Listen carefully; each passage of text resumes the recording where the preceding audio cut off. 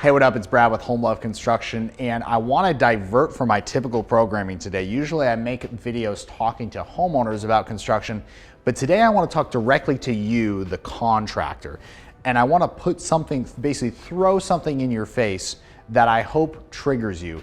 And it's that you're probably not charging enough. And why do I want that to trigger you? Because I want you to charge more. Why am I saying this? Why am I being all ridiculous and saying contractors need to charge more? Well, number one, it's true.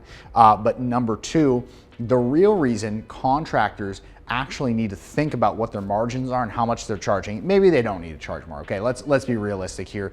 We are probably in a good place with what we charge. There are a couple other like Jason Avery, Reagan Weiss. There's a couple other people who I know are in the sphere, who I know are actually charging an adequate amount for their services. But if that's not you, I want to talk to you and convince you that you essentially need to increase your margins, and there's a very specific reason why.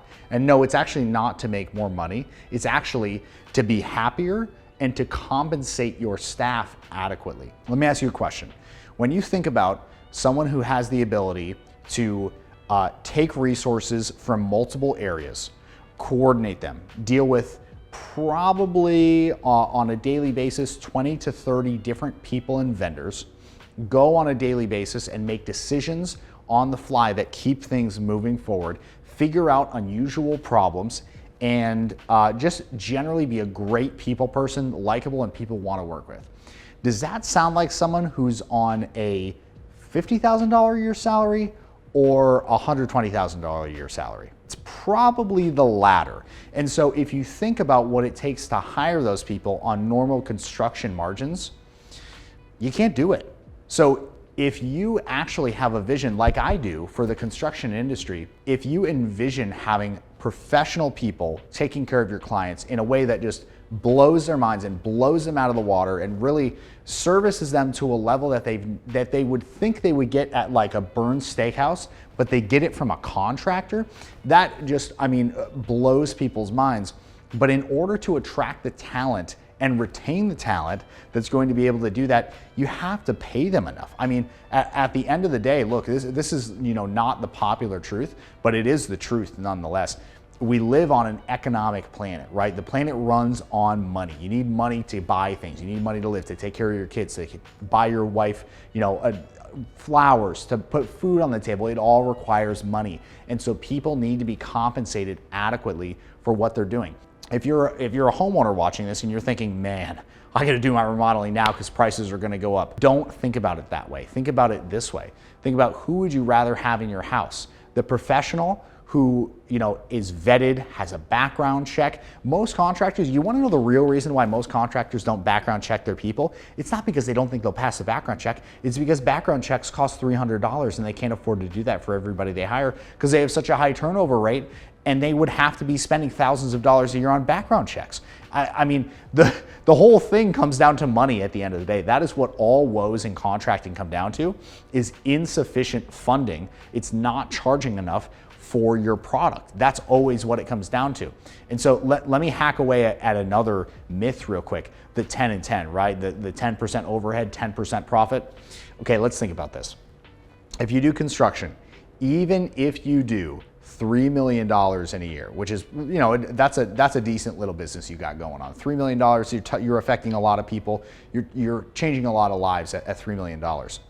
If you have 10% for your overhead out of $3 million and 10% for profit, you have $600,000.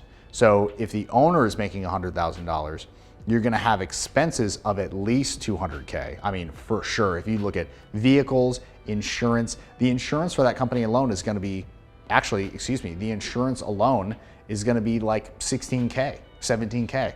So you chunk away at these expenses. They gotta have a CRM, they gotta have phones. Do they have an office? Do they have signage? Are they doing any advertising? You chunk away at that 20% so quickly, that $600,000 quickly becomes, at the end of the day, what, like 30 grand? How are you supposed to grow and hire new people and get new talent and inject new, fresh people who are bringing more energy to what you're doing if you don't have the money to do it? So it all comes back to, you have to have the money to do it. And By the way, if you're really into this and you've gone this far with me, I want to let you in on what most contractors are actually doing who are being successful. They're at a 40% margin, whereas the tradition is to be at a 20% margin.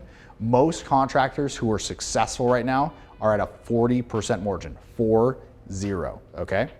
And that actually allows them to have enough margin to pay their staff adequately, have staff who is good at their job, recruit new people because the position actually has a beneficial benefits and employment package, right? They can actually give them a good offer to attract better people. So I hope that this inspires you to go to bigger places, to see what the vision is. I mean, I'll tell you, my vision is that in 10 years, the construction industry has fully integrated with the smart technology boom that we're seeing right now. Let me tell you, it has not integrated at all right now, because people look at the margins and they say, there's no money there. I'm not gonna do crap in construction because there's no money to be made. They see all the money in tech and they go there instead. So what has to happen is money has to come into the ecosystem, or let's be blunt about this, it will die. That said, thank you for watching. I do appreciate your attention. If you have comments, this is probably gonna be a controversial video. God, I hope it is.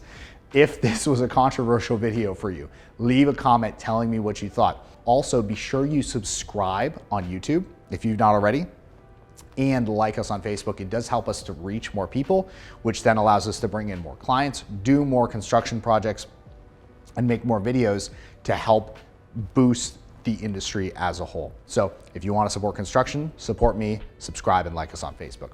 Appreciate your attention. See you in the next video. Peace.